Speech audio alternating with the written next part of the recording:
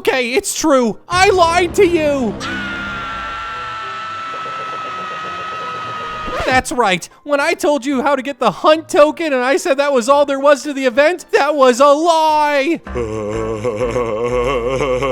Because it was all a distraction for the real purpose of the event, which was the mega token. And in this video, I'm going to tell you exactly how you can get it as fast as possible. So make sure you subscribe and you turn those notifications on and you like the video if you're hyped for this event because there's $1 million on the line. Also, there's a code at the end of this video, so stay tuned. Okay, I'm going to be quick with this because there is $1 million on the line and you're probably like, yo, just show me how to get the token. So let's go. So if you want to get the mega token from our event, you're going to have to go to these buses over here, hop in and queue up for a match. Now you do not have to play this game to completion. You just have to do something on this map. Now, when you get onto this map, you do not have to worry about placing towers. Start running around and looking for piles of sand where X marks the spot and start digging. As you dig, you're going to unearth treasure chests that either say, oh, wow, that was lucky. Okay, so our first treasure chest revealed what we were actually looking for, which is this map, and it shows this ship and it has the initials FD. This stands for Flying Dutchman, and this is the Flying Dutchman ship. Now let me show you what the X would have shown if we weren't so lucky, unless they all went away. They might have all went away. They probably did. Basically, you would have found like a grocery list or just a few like random pieces of garbage, but if you get lucky like I did, you'll eventually find the treasure map. So let's leave the game by going to this gear, scrolling down and teleporting out. Now once you're back to the lobby, head to the Flying Dutchman Trading Hub. Yes, I would like to teleport there. And as you teleport there, you are going to have to be quick with it. The first thing we are going to do when we get on the ship is talk to the Flying Dutchman.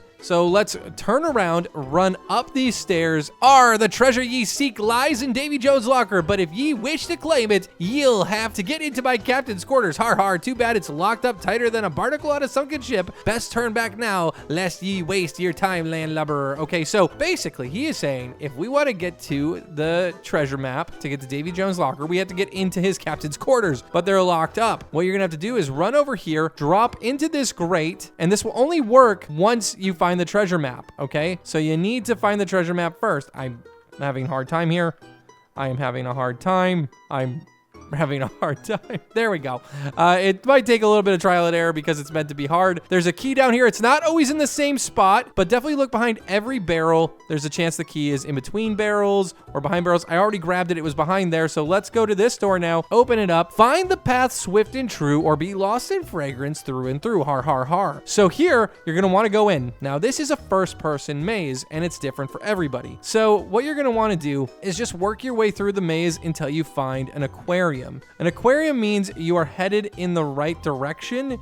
So when you get to a room that has an aquarium in it, you know you are at least the halfway point and getting much closer to escaping this maze. Let's keep going. So here we go. Oh, we're making great. Oh, wait, no, this is, wait, okay, this is not the room with the aquarium. I am not sure if we're making great progress. I think we're actually at multiple dead end place. Okay, so that is not the aquarium. We have to go find the aquarium. That's dead ends. Keep going. Like I said, the end door is going to be in a different spot for each person. So you are just looking for the aquarium to know you're in a really close position. Okay, so that's the start. So we're going to go back this way. Let's go all the way around and just try to stick to the wall so you can kind of remember where you've been. So that's an end point. Oh, this is still going. Oh, these trees are good. I feel like these trees are leading us in the right direction. Oh, here we are. We're in the room with the aquarium. So when you're here, you now know that there's 3 paths to go. Okay, so I came from this way, so I could either go this way or this way, but we are now getting very close to the exit. We just have to keep our bearings here and not get lost. This is the most difficult part probably of the challenge and the quest itself because there's not one way to do it. Everyone's way is a little bit different than somebody else's. And here we are. At the end of this hallway, you're looking for a wooden door like this. That is going to take you out of the maze, and now you're going to be in this room. Enter this queue. Are you prepared to enter the captain's quarters? I'm ready. Now you're going to walk up this staircase and run up to this map. And there it is. The mega token. X marks the spot. Okay, so you have a whole new set of units here. Each of these have a trait called sidekick, meaning you can place 1 extra of each one. So it looks like the units are coming out from here, but I will tell you that multiple paths do spawn in this map. One will spawn here, and one will spawn at the end of this. So you're going to want to spread out your units. Do not place them all in one cluster, because that's ultimately going to hurt you in the end. So let's get our few Squilliams. These guys are full AoE. They're going to help you a lot in the early game.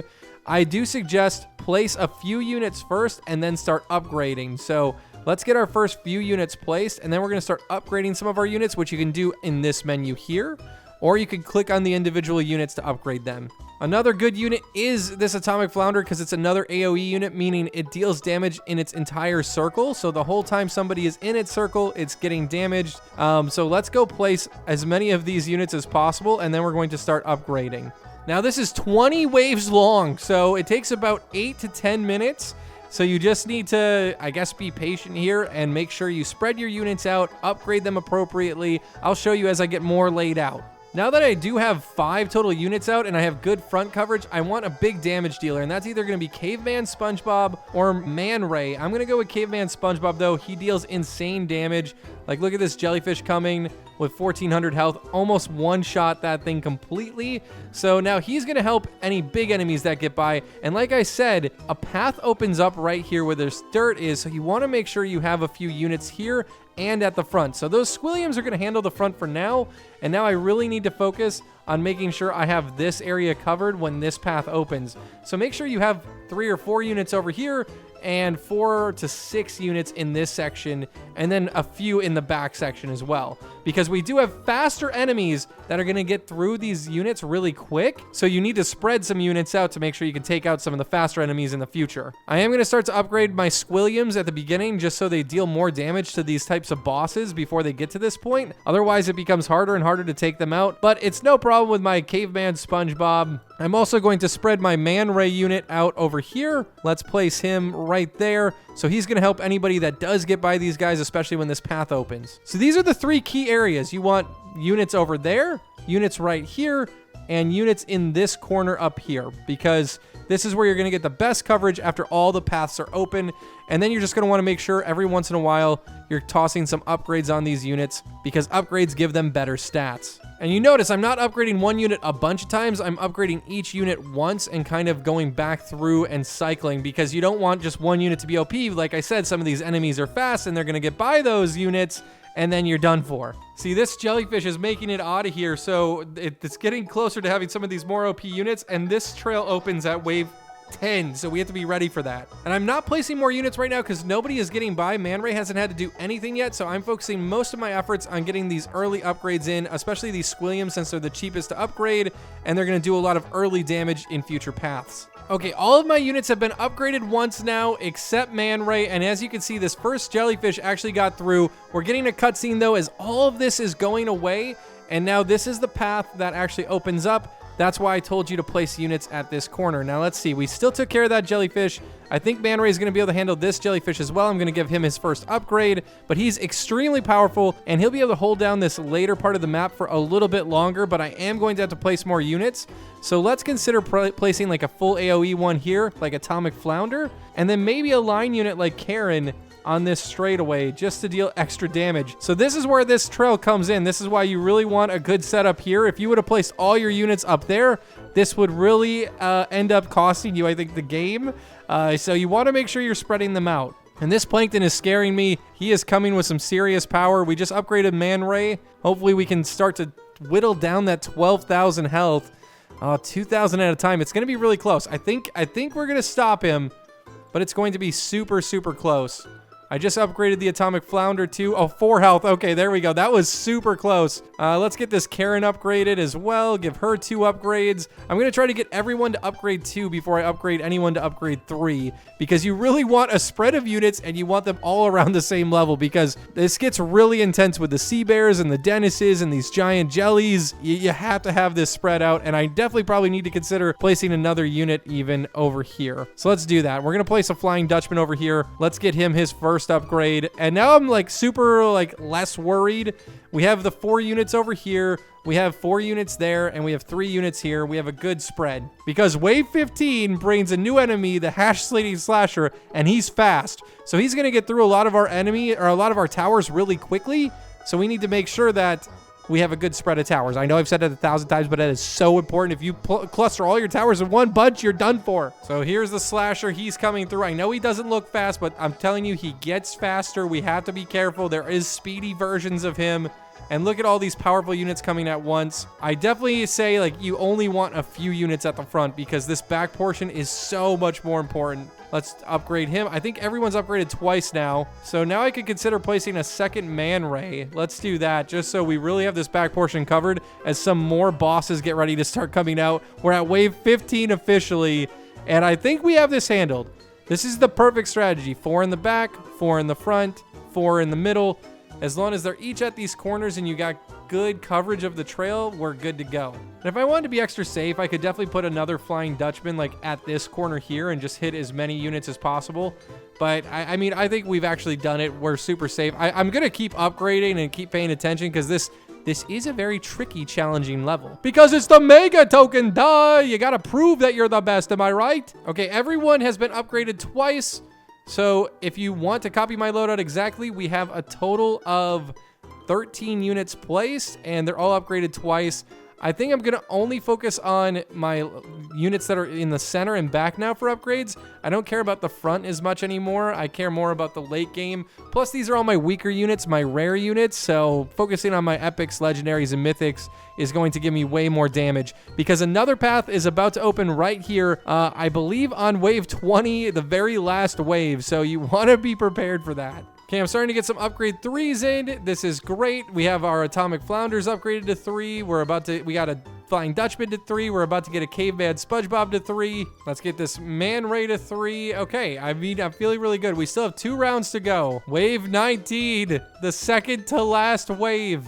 And here's the final cutscene. So this actually takes a path from the center mass all the way to the front. So, you know, having your front units strong are fine here. I mean, it doesn't really matter all that much because ultimately, focusing on these middle and back units are going to get the job done. So I'm going to do my last upgrades on my mythics and my back legendary units and just make sure that they are going to take care of this job. And as you can see, most things are coming with only about half health left. So we should be okay to handle everything here. Fingers crossed. I'm probably just going to drop a Karen too. Oh my gosh. Oh my gosh. Drop a Karen. Drop a Karen. Oh, that hash lady slasher got through. Okay, I'm a little nervous. This is why you really want to focus on middle and back, but it only took 10 health, so even if these guys get through, I think we're going to be okay. We were able to keep our base very healthy throughout the entire game, and as you can see, Smitty is almost totally cooked. Let's drop Squilliam here and see if we can finish him off, but I don't think it matters. I think he's not going to destroy our base. 800 health. Oh, he's so close, 100 health. But we're going to be okay. He's only going to take 50 health because we were able to keep people away the entire game.